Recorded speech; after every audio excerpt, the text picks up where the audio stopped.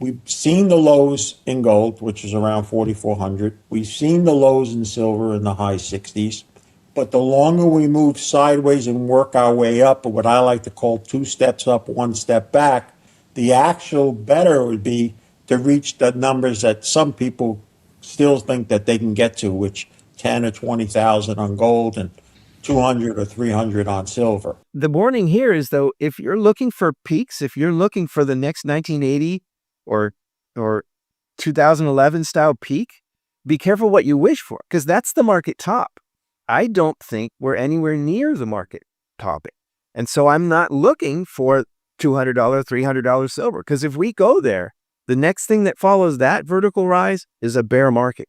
And I just don't see that being where we're headed right now. Over the past decade, gold's returns have been shaped by its role as a store of value and hedge against inflation, currency volatility, and global instability. Silver has benefited from investment flows and recurring industrial upcycles tied to electronics, renewable energy, and electrification.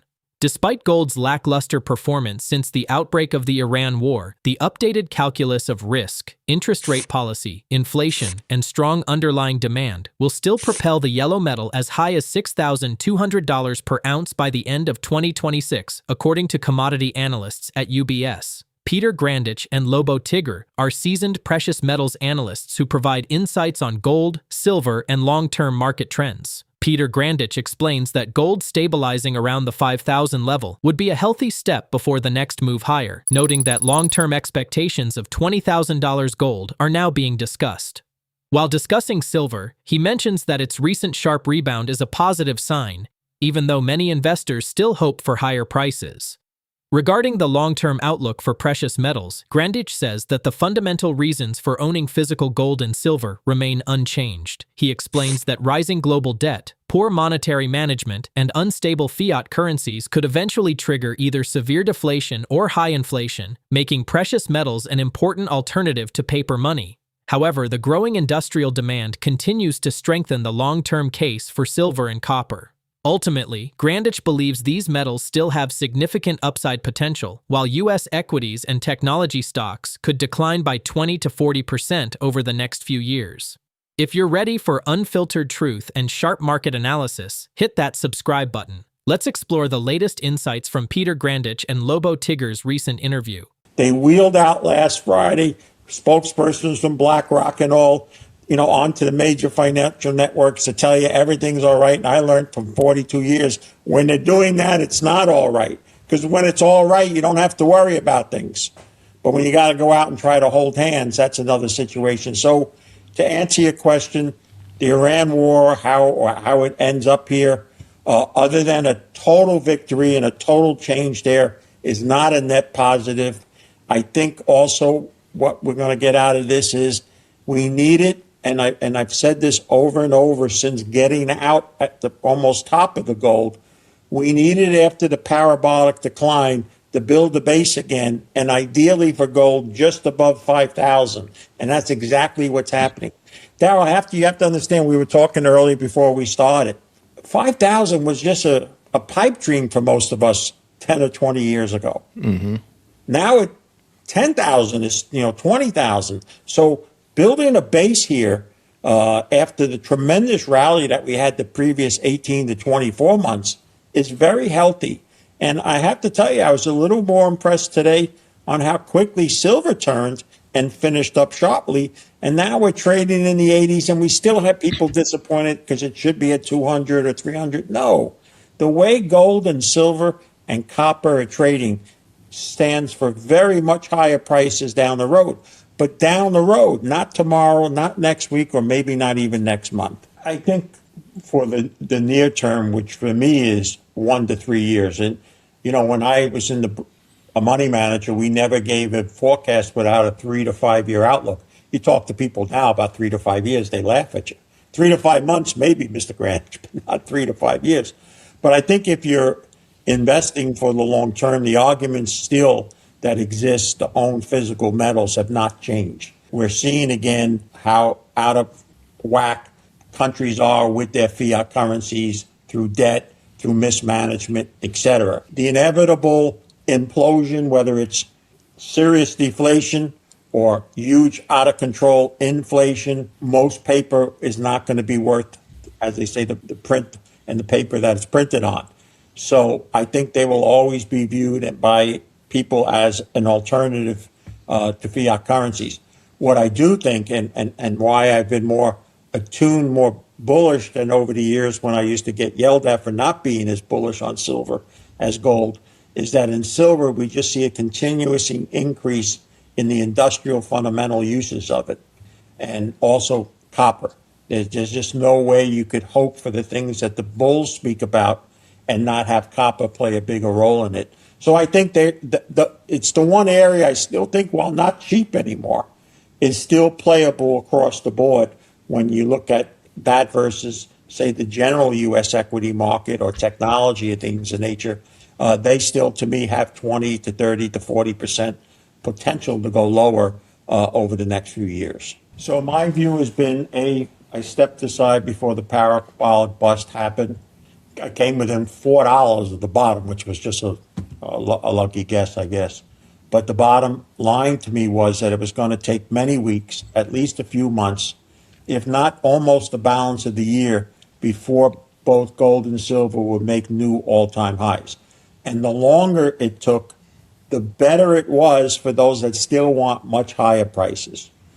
So my best guess, and that's all we ever do, I don't know what anybody else tells you when you interview, but that's all we could do is make a good guess here, is that we've seen the lows in gold, which is around 4,400. We've seen the lows in silver in the high 60s.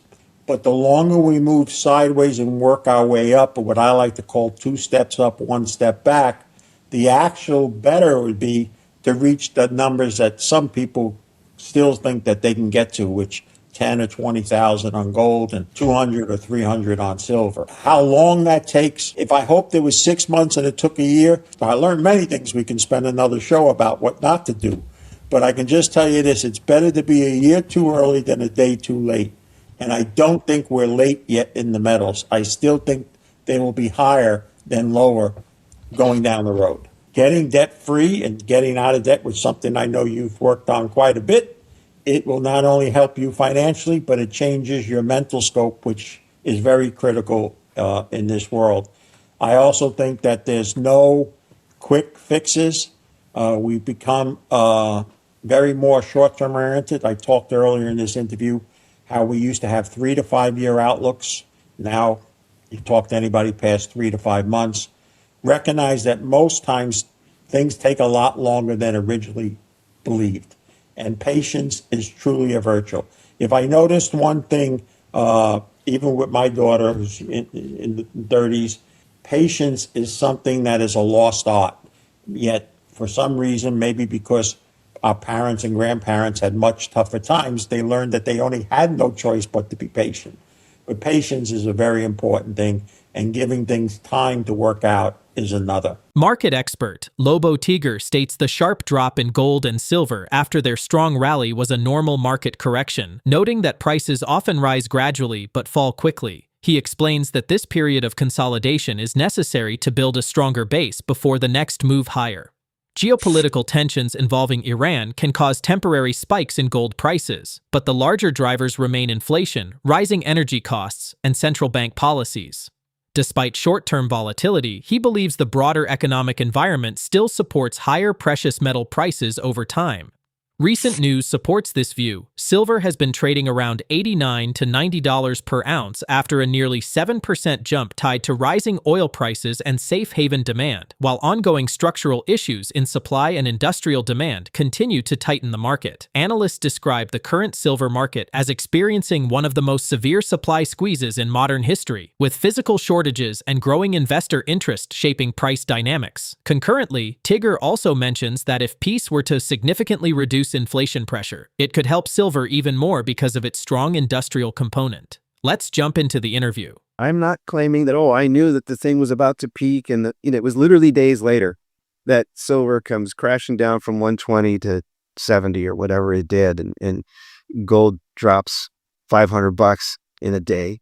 I didn't know that was going to happen. But I did know that anytime something goes like this, the odds are that there will be some correction. The longer that goes, the more the odds are that there's going to be some correction. So it's just market fundamentals. Buy low, sell high, stairs up, elevator down, that sort of thing.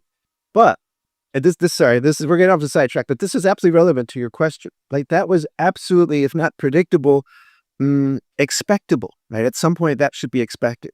And the good news, though, is that means you get a period of correction consolidation. 5,000 seems to be the new 3,000, which was the new 2,000. We've seen this before. Yes. We consolidate, we build, and then we get ready for the next big move higher. That is my expectation for all the rotten tomatoes, especially the silver bulls, who only want to hear it's going to the moon today. That is my base case, that we were looking for a period of correction and consolidation before moving higher. Now I think we're in it. You throw a war into that mix and things get a little confusing. But I think that's where we were and that's where we are. And you can't ignore the war, but I do think you need to not exactly look through it, but to correct for it. Because whenever you get these geopolitical spikes and surges, they tend to revert to me. Yes. Moment this happened. I remember the invasion of Ukraine, first invasion of Ukraine, right? Anytime something like this happens, Iraq back in the day, there's an immediate gut level response, and then it reverts to me. And we saw a microcosm of this just this last time with this new war or new phase of war in Iran, where it happens over the weekend. Trump likes to bomb people during the weekends and when the markets are closed. But now we've got tether gold. And over that weekend, we saw tether gold go immediately up when the news broke. And then it actually went right back down again. That was interesting. So there was a spike and it went back. Where are we at now? You might think, there's war in the Middle East. Gold should be $10,000. Well, gold is the source of wealth of last resort, is your insurance policy. So when everything else goes haywire, you dip into what you can sell. We've seen that before many times. So it's partly happening now. But I think the bigger factor is the oil price going up. We're seeing a new oil shock. Everybody can see the inflation implications. Exactly. Inflation deniers around the world are suddenly, talking about maybe we need rate hikes. I just, before we got on, I saw a collection of headlines about central banks around the world are not just talking about pausing the rate cuts, but thinking about rate hikes, because everybody knows what happens when this primary input to everything, energy goes into everything. If energy costs go up, cost of everything goes up. So everybody sees that coming. And this is this weird knee-jerk reaction we have in markets where if investors think central banks are going to rate, gold doesn't pay interest, so that's bad for gold. So we saw some activity here. I'm not surprised to see gold struggle, if you will, in this environment, because we're not in an environment of roaring inflation that is good for gold. We're in an environment of people fearing rate hikes or fearing central bank interference.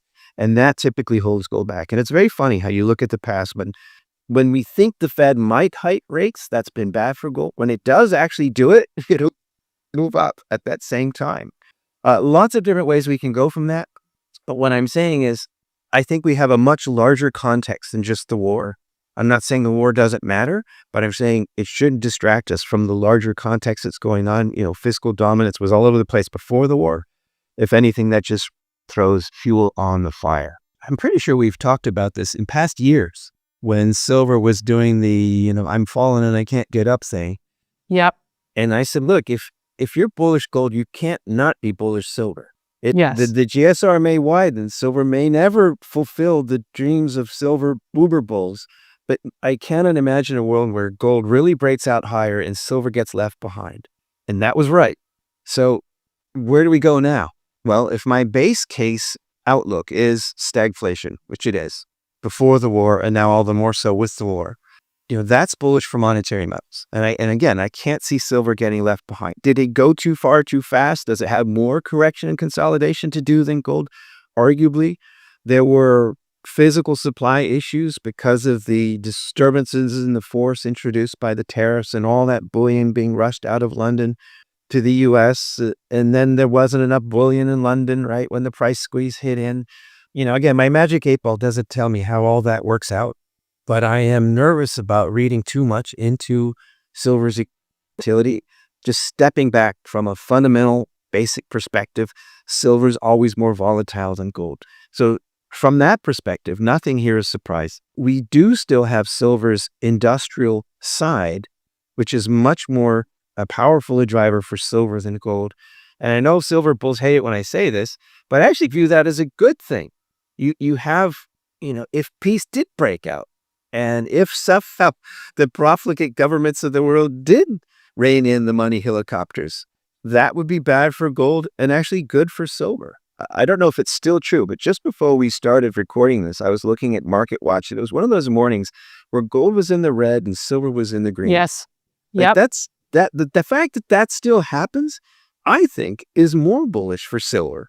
But at the same time, if you want to expect the GSR to go back to historical means and stay there, I just don't think that's the world that we live in today. And if you want to say, okay, well, if you're going to adjust silver for inflation, we still haven't hit an all-time high, so it has to go much higher. Last I saw, the CPI adjusted all-time high for silver were $200 an ounce. So we're nowhere near the top. So yeah, it's got to go higher. That might be true. But the warning here is, though, if you're looking for peaks, if you're looking for the next 1980, 2011 style peak, be careful what you wish for, because that's the market top. I don't think we're anywhere near the market topping. And so I'm not looking for $200, $300 silver, because if we go there, the next thing that follows that vertical rise is a bear market. And I just don't see that being where we're headed right now. Both analysts underscores that a period of consolidation would help build a stronger base for the next move higher. On February 23rd, UBS analysts predicted that gold would eventually reflect the full impact of the ongoing geopolitical escalation surrounding Iran, and once the Fed's easing rate path and the overall market's rising demand are considered, prices would gain an additional $1,000 per ounce by June, with silver trading amid historic supply squeezes and gold approaching new long-term levels. Are you prepared to balance patience with strategic entry points to maximize your potential gains in the coming years? Let us know what you think in the comments. If this video brought you any knowledge, give it a like, subscribe, and ring that bell so you're always in the loop. See you in the next video.